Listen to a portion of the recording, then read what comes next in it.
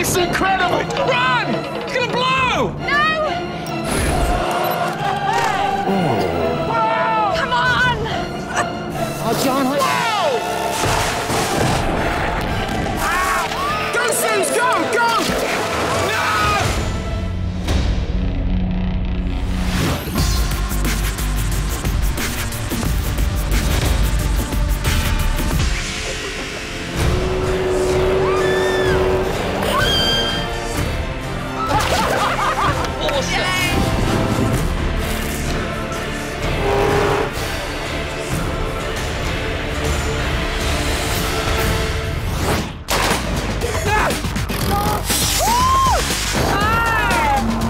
See, this is incredible.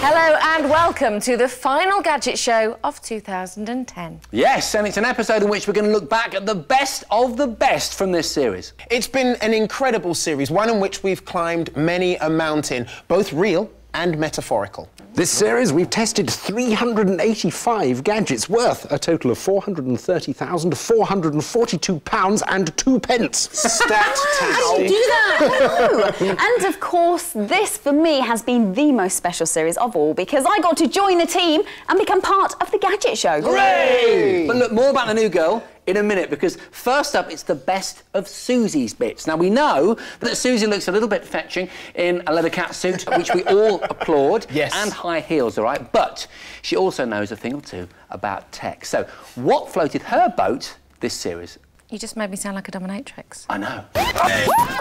Action! This series of the Gadget Show has been tremendous, and I've had some truly amazing experiences. I got to live out my fantasy of being a secret agent with my very own military helicopter in our most extreme tested to destruction yet. You see, to test for shot properly, you've got to drop your gadgets from a decent height. Gosh, that's broken. I went head-to-head against Britain's youngest ever world superbike champion and my old mate James Toseland in a computer game challenge for our surprise special. At the end of the first lap, I was still in the lead, but James was winding me in all the time, moving up the ranks till he was practically breathing down my neck. And I gathered together 3 budget netbooks and 3 budget celebrities and took them all to an assault course where I put them through their paces with hilarious consequences. Correct? It said that I worked as an amateur vegetarian.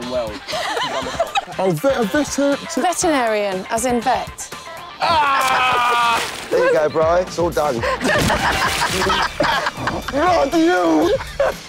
I'm putting your foot in the first load of water, and then you tricked me with the second load, and I got these Converses for my birthday. Happy birthday, bruv.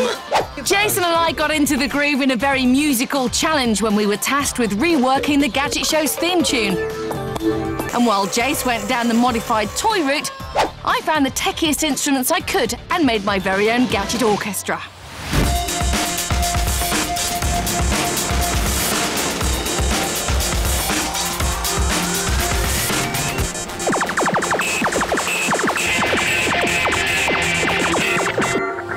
But my favourite challenge has to be the one where I took over the whole of Manchester with an amazing tech-based advertising campaign, which included an augmented reality virtual Susie in a bus stop. 5 a.m. on a drizzly morning in Manchester. In just a few hours, this junction would be filled with rush-hour commuters. My ad campaign was beginning to take shape in the form of 4 10-foot billboards. Posters were in place. All that was left was the small matter of getting a 19-foot me and a huge 3D Gadget Show G up alongside them. A team of specialist sign builders were on hand to ensure that the 3 pieces of me fitted together perfectly and the G was mounted in the right place. Over in the city centre, another team of signposters have been working through the night to transform Piccadilly Gardens into a tech-filled commuters' playground. It was packed with interactive bus stops and phone boxes, all, of course, covered in Gadget Show branding. It's raining, but never mind that. All ready for my big day promoting the show. Already I can see people interacting with our bus stops and playing games. And look! Balloons! But it wasn't just the free balloons, mouse mats and mints that got the public's attention and probably made them late for work. The interactive games on the side of the bus stops were a big hit too. So this is our gaming zone, our gaming bus stop, if you like. And here, you can play either pairs or there's a jigsaw puzzle. Ta-da! Quick, quick, quick, quick, quick. Good, good, good.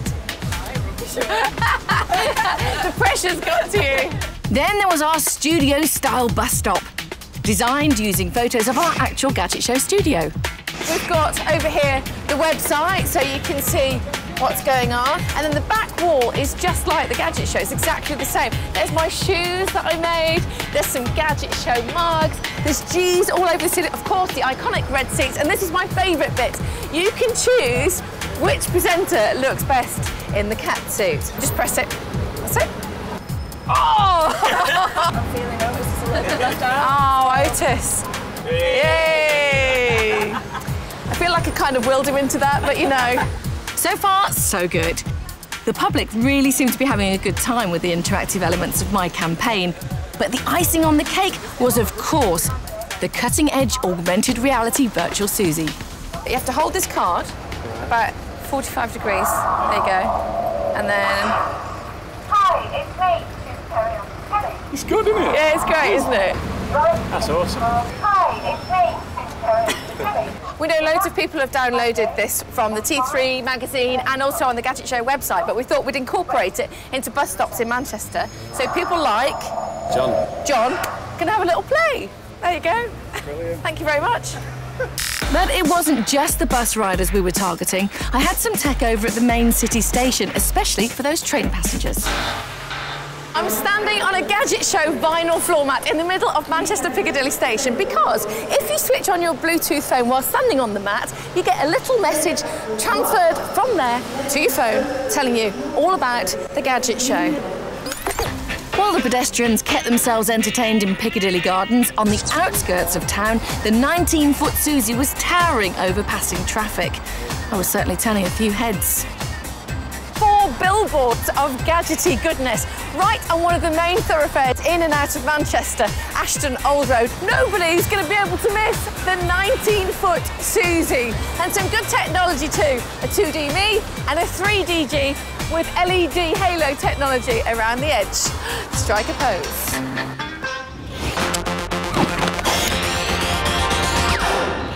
Welcome back to the best of the Gadget Show. Our chance to bring you some of our favourite bits from the last 6 months, together with some of the tech that's really grabbed us by the jugular during 2010. And now it's my turn. Since the summer, I've tested everything from smartphones to dishwashers and wood-burning stoves. And if I'm honest, I've had a jolly good time testing them all. But as ever, certain tests stand out.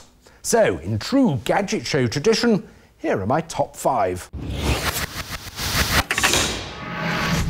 At number 5, it's the day I spent with Michelin-starred French chef and housewife's favourite Jean-Christophe Novelli testing 3 of the best dishwashers on the market. He was clearly an ideal person to dirty up plenty of pots and pans with hard-to-remove food like scrambled eggs and porridge. 5 more minutes. And the brilliant result was that the crew and I were able to enjoy a slap-up cordon bleu breakfast. Then, after our delicious meal, we collected 3 identical stacks of sticky plates and pans for each of our 3 dishwashers to tackle. I'm quite happy to learn from your advice, but you've got to guide me because I have never, ever used a dishwasher in my life. I adore filling dishwashers. I think it's my favourite bit of the kitchen. While the dishwashers were busy doing their best on Jean-Christophe's dirty pots, I managed to pick up some culinary tips from the man himself. Well, what is the action I'm doing now? I mean, it looks like I'm reducing it to a smaller level. You're very good. Evaporating the water. Yes. On the very rare occasions I do operate these things, I always enjoy it. After a couple of hours of cooking, it was apparent I was more Michelin tyres than Michelin stars, so we got down to reviewing the dishwashers.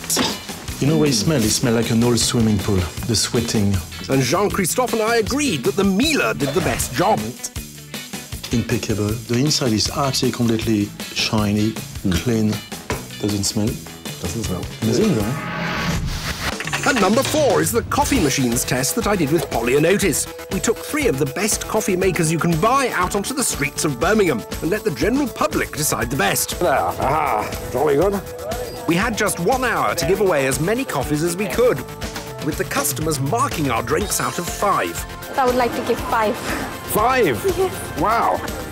Well, thank you very much for helping us. And after a busy hour's coffee making, it was time to see who'd got the most stars. A very fine representation of 5 stars, I think, for the Siemens. My Siemens coffee machine had won. At number 3, it's the day trip to Euro Disney that I took with Polly to test the latest compact cameras with interchangeable lenses. Very good.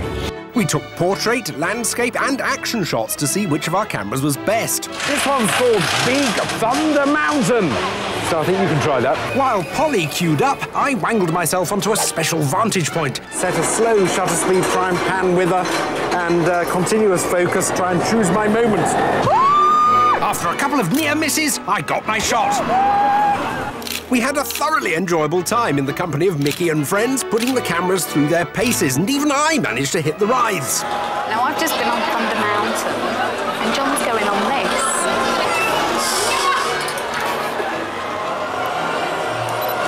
Hope he holds on tight. And after our action-packed day, we concluded the Sony Alpha NEX5 was our favourite. At number 2, it's the lawnmower race from our surprise special. John! Hey! I took on 4 British and world champions in a wacky race on a lawnmower built by the rest of the Gadget Show's presenters. For the first lap, I managed to hold on to the lead. And for the second lap, I was top 3. Oh, nice overtake by the Bentley there. But by the last lap, I managed to claw back up to a respectable second place. Superb driving, seriously. That last corner was poetry, man. And my number 1 test from this series has to be when I tested mini projectors making a mini movie with mini remote control cars. I sat in the director's chair to recreate a selection of my favourite scenes from The Italian Job. Right, stand by. Italian Job, take 1, and action. Lovely, lovely, lovely. And once I was done, I enlisted the help of Warwick Davis. I was expecting a red carpet for the big premiere, but... so it's more like Lino, I'm afraid. To get his verdict on which mini projector showed off my masterpiece to its maximum effect. I think brightness is really important with these projectors because, you know, you're not always going to be in an environment like this where you can shut out all of the light. And after some intense examination, we both concluded that the Optima Pico was our favourite. Now, the Gadget Show may be off-air until next February, but that doesn't mean you have to go cold turkey. Over at 5.tv/Gadget Show, our web TV edition goes out 52 weeks of the year, bringing you the latest gadget news, reviews, features and appearances from your favourite Gadget Show presenters. And just in case you missed any shows this series, our massive video archive also features full programmes and full-length clips of all the highlights that we picked out for you on the show. So, as evidenced by John's top 5, it's been a stellar year for gadgets. And here on the Gadget Show, we do like to give credit where credit is due. Yes, every year we award one standout gadget, the coveted title of Gadget Show Gadget of the Year. And the award goes to a gadget that we all love. Yeah, it's our nod to excellence for the gadget that's gone above and beyond the call of duty. Rather like a gadget knighthood, except this piece of tech hasn't had to have been in service for over 100 years to get one. Now, this year's Gadget of the Year first came to our attention in early 2010, cloaked in mystery, with some critics even questioning its very worth. God, it's exciting in here, isn't it? Absolutely no idea. Is it a small black thing that you stick in your back pocket? Is it a games console, an app, a music player, or some kind of video projection device, or maybe all of those in one gadget? No, it's none of those things, but it certainly has been a success, a whopping great big success with knobs on. And I'm guessing that most of you probably know by now what it is. So, without further delay, Susie. The Gadget Show Gadget of the Year for 2010 is...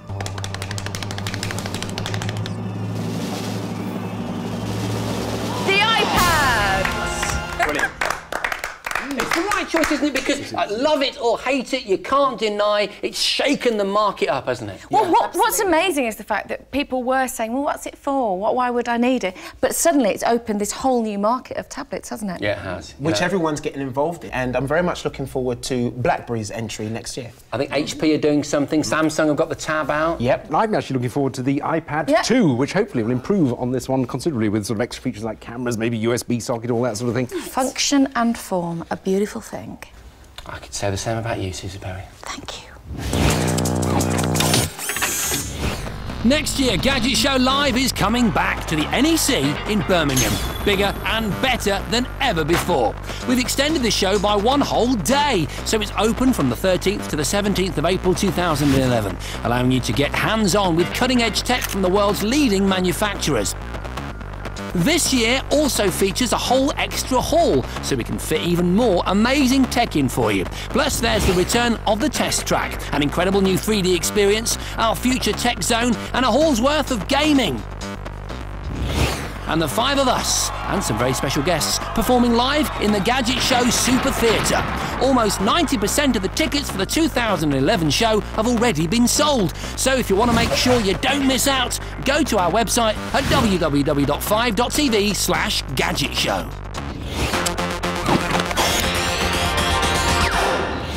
Welcome back to the Gadget Show's Best Bits, our opportunity to relive our favourite techie bits and pieces, challenges and plain strange moments from this series. Yeah, perhaps the biggest event of this series was when we grew. We grew by a whole 5th. Oh, we did 4, became 5. A little gadget square morphed into a pentagon. Or maybe a polygon. Nice! I like that. Ready, Polly? Always ready for you, John. Ooh, let's go. It's fair to say that my time on the Gadget Show so far has been very eventful. Ready? Get me off this bike now! From my screen test where I went up against Jason in a muddy race on a Segway.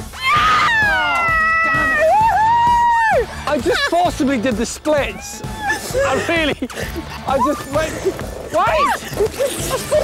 To driving the flattest car in the world on an epic road trip. Do it! Do it! Managing to dodge a toll charge. And racing Otis around London in a tech-filled game of Monopoly. Can you feel me breathing yet, Otis? Yes, I can. How is she going so fast? I've had an absolute blast. Yes! But there are a few eye-opening standout moments that I'm really proud of. Love just the slow trickle of Polly. You know? It's just... So, here's my top 5 best bits of the Gadget Show. At number 5, it's that bungee ride that I braved in Singapore. All in the name of testing the best in-ear headphones around. They were rubbish! I was catapulted 60 metres into the sky over and over and over again to test them for comfort and usability. Awesome! Thanks, Stevie! Brilliant! At number 4, it was experiencing the most unusual game of football in the world. Oh my word, this place is huge. It's RoboCup, and teams gather here from all over the world to compete in the only World Championships of robotic football. No, the most amazing thing about this is the robots actually work autonomously. No one's controlling these. They're working on sensors and the robots are moving independently. It's amazing. RoboCup's organisers believe that by 2050, they'll end up with a team of robots that can beat the human World Cup winners. At number 3, it was paragliding off a big hill in Wales whilst doing a bit of social networking. By the time I get to the bottom, hopefully this will be on YouTube! Jason and I went head-to-head against Otis and Susie to see who could upload the most social networking media using the latest in cutting-edge technology. Whoa, whoa, whoa, whoa, whoa. But while the views were amazing, One last attempt. the tech left a lot to be desired. No, it's not doing it. At number 2, it has to be the moment that I finally felt I had become part of the Gadget Show team. We put a load of gadgets through hell in our ultimate tester to destruction. And while the gadgets took a bit of a beating, it was clear that my colleagues thought I deserved a bit of a dunking too. No, we're going to get... Tell you what, Polly, how are you at swimming? You're all right, love. I'm foul! Life jacket works. That's quite wrong. The tech worked, look! But there's no doubt that my number 1 favourite ever moment of my time on the Gadget Show so far has to be the day I got in a drag racer. Oh my God. But while the views were amazing, I won last attempt. Thanks, Stevie. Jason and I went head-to-head against Otis and Susie to see who could upload the most social networking media using the latest in cutting-edge technology. Whoa, whoa, whoa. goes. Jason and I each had to build a power tool drag racer. So you're telling me I've got a building challenge against you? Yes, indeedy. And so to understand more about what I was getting myself into, I went extreme. Very scared and actually very sick.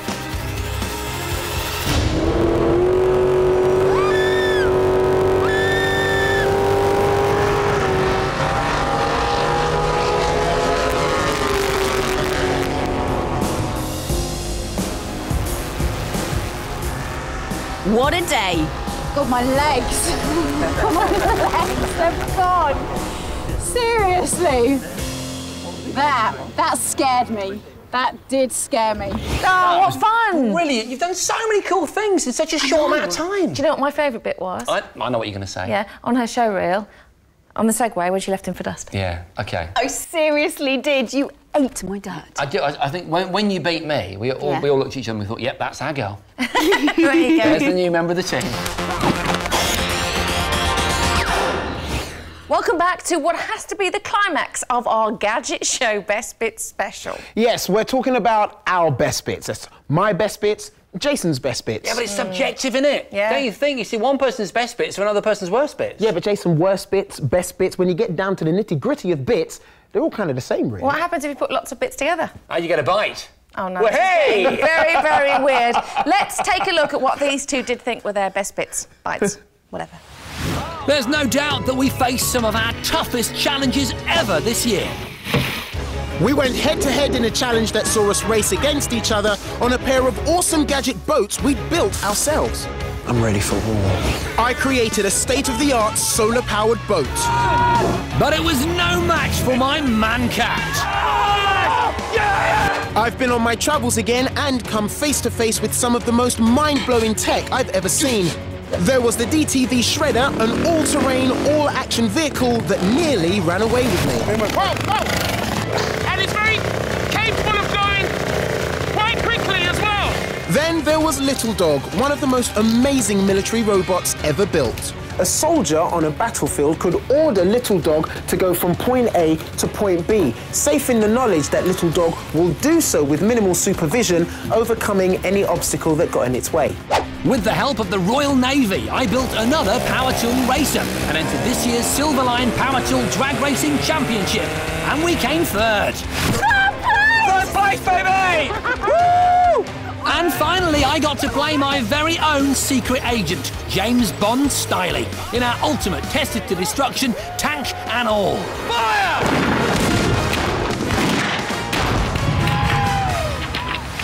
We even managed to get another Guinness World Record this series when we played a giant game of Tetris in the surprise show.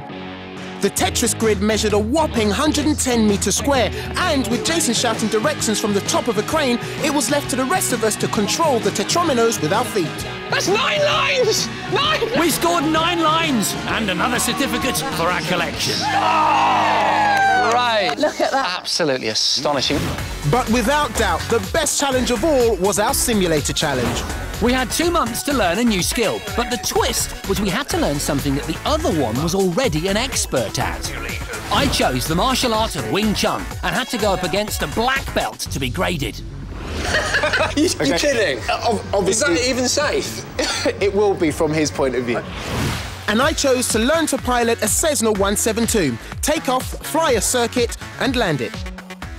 Land it? Yes. Is that not, technically speaking, the hardest part of learning to fly? Yeah, without a shadow of a doubt. My first port of call was a flight simulator that was used for training commercial pilots. Ow, this feels so real! While I met up with Wing Chun veteran Jacques Zivanovic, who was trained by the same man that taught Bruce Lee. It's absolutely terrifying. Back in the cockpit, things weren't going great for me as I attempted my first ever landing. No. Flight slow. Oh, we're losing. What's happening? Needless to say, I crashed and burned. Oh, blimey, I thought we landed. Good Lord. So, I thought we'd actually landed, but we hadn't done. I was introduced to a Wing Chun dummy, an old-school simulator that helps you develop your Wing Chun skills. Oh, go, not hesitate. Yeah, that was. But I wanted something that would fight back. I think I could apply some mechanics so that these weren't just static, they could actually fight back. And so, I decided to modify it by adding pneumatics and pressure-sensitive switches, which were all run through some clever electronics. It's an awesome kung fu-trained, Bradbury-hating robot. My girlfriend's gonna love it. Now, I had a training partner. Sorry, man, I was scared. Well done. Meanwhile, I was busy on X-Plane, a flight simulator that I was hoping would teach me how to fly a Cessna 172. I've got to have that all in my head, in the right order, to complete this challenge successfully. Piece of cake. I had a high-tech setup at home, complete with gaming peripherals, and I also had a copy of X-Plane for my iPad, so I could get my flying hours in no matter where I was. After 2 months of exhausting, physically demanding Wing Chun training, Judgment Day had finally arrived. Can't believe 8 weeks of training has come down to this. I could rely on my brilliant robotic fighting simulator no more. Now it was down to me, the skills I'd learnt, and a bit of protective padding. And to help spur me on, I'd invited along my Wing Chun master, Jacques. I feel I've got butterflies, but I'm also quite excited as well. Waiting to put my skills to the test, inside a fear-inducing combat arena, was this man, Terry Jacobs, who has a 5th degree black belt in Kung Fu and 30 years of competitive mixed martial arts experience. And with my warm-up over, it was time to enter the cage and face my opponent. My heart was racing, my stomach was in knots, but there was no going back. I had to face Terry in 3 separate 1-minute sparring rounds, and on hand to judge my performance throughout was a professional Wing Chun examiner. This was it. Time to fight. Seconds out, round 1. Almost straight away, Terry breached my centerline guard. I was completely stunned. My technique had seemingly deserted me, and only after receiving another flurry of crippling punches did round 1 end. Time. After a disappointing and painful first round, I needed to calm down and refocus. Take a deep breath. But all too soon, Seconds out, round 2. the fight was back on. Fight! Terry came out like a rocket. But soon I came good, first deflecting one of Terry's advances, then quickly following it up with a simultaneous block and punch combo.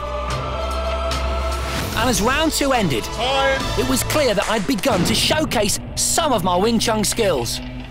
You've got it in control. I now had to build on that momentum and produce a good final round performance. Fight! I owed it to myself to give it everything I had.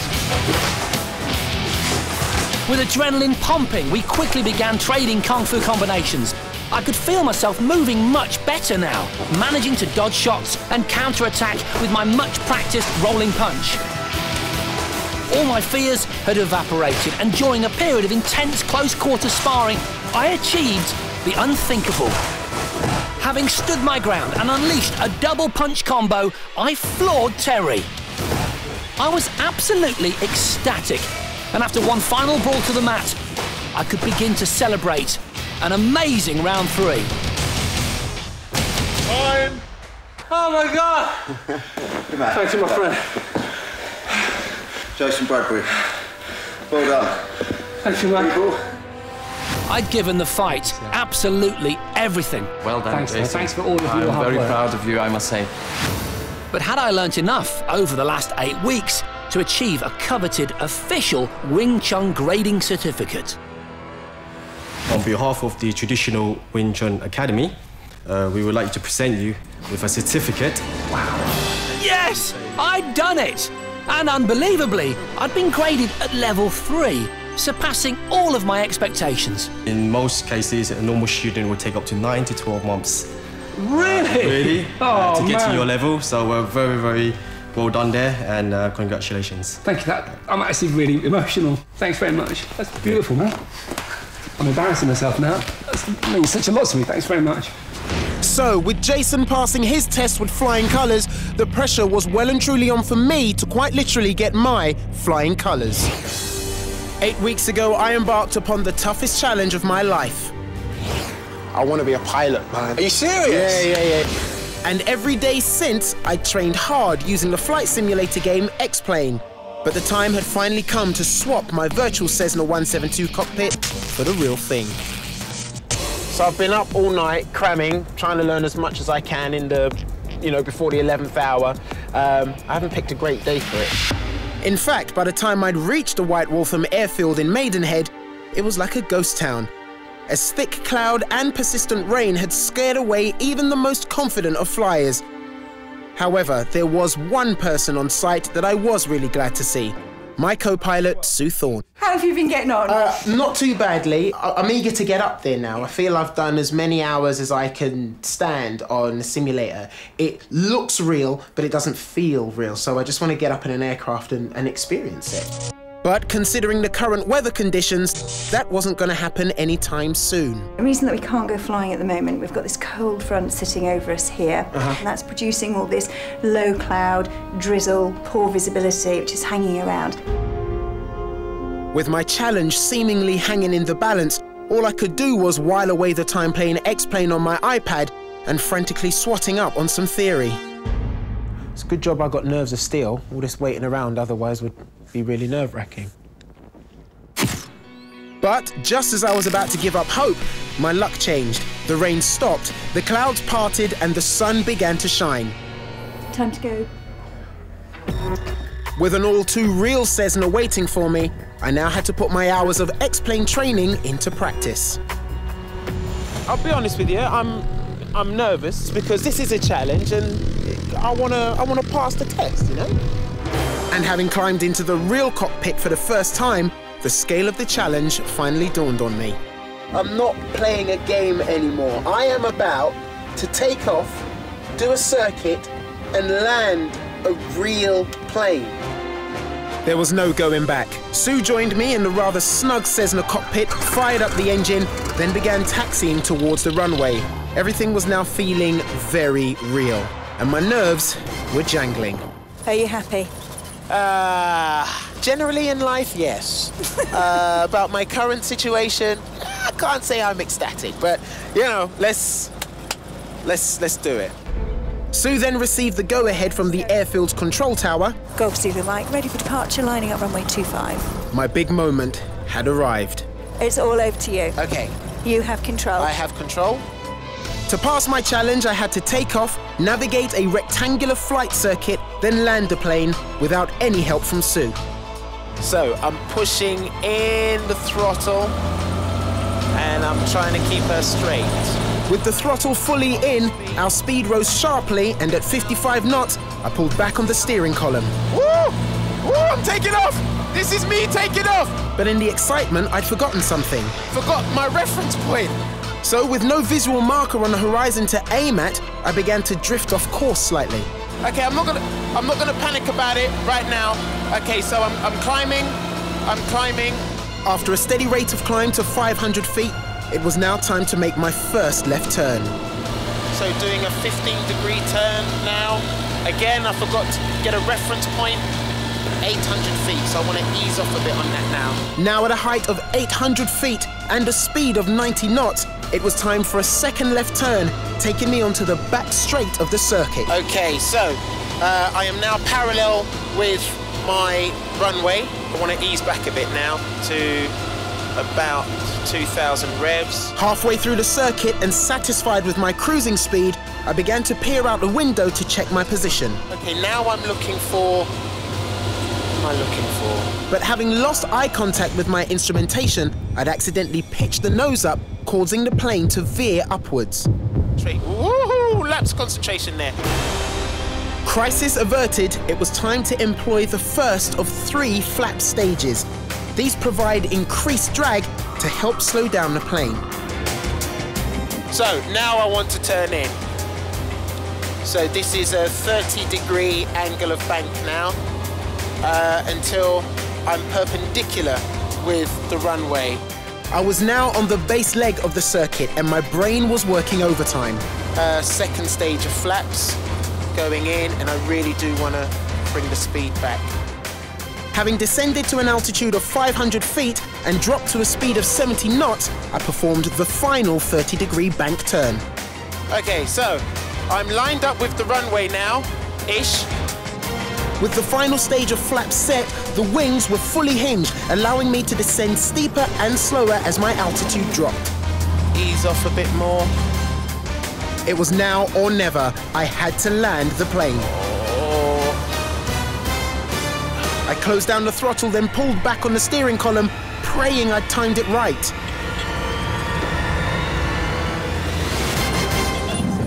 Oh. I did it! Oh my God! Oh my God, I just landed a plane! That was one of the scariest things. All right, no, sorry. Pull back a bit more. Brake. Amazingly, the landing that had dogged me in training had somehow come good, on the one time that it really mattered. That was one of the scariest experiences of my life and the most exhilarating. I did it, and bless you, Sue, bless you so much. I could see Sue's hands hovering, fighting the urge to take control, but you didn't. It was really brilliant. Thank you so much for taking me through that. Oh, man. Woo, landed a plane. Yes! Oh, my goodness, I did it. Oh, fabulous television. I think that simulator challenge was one of the best things that you guys have ever done on the Gadget Show. For me, it was one of the most exhilarating experiences of my life, and I've done some fantastic things this season on the Gadget Show. Thank you so much. Yeah, absolutely. It's been incredible. Some incredible technology, some amazing people, and of course, this experience just life-changing. Yeah, and certificates to prove it. Look, we've got the body changing.